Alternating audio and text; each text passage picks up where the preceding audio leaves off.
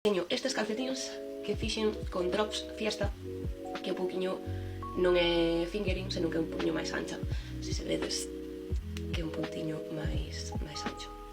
En vez de estar feitas con 2,50 ou 2,25, que é o que normalmente uso eu para calcetins, está feito con 3,50 milímetros. E os 50 gramos deronme para facer un 36 para min, que é o que calzo, e baixiños.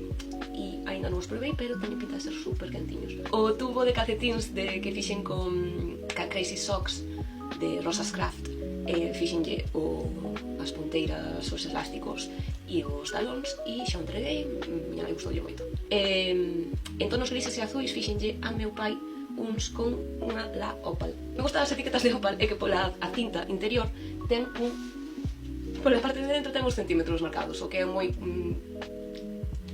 xeitoso cando non queres ir cargando con unha cinta ou cunha regla de calcetines.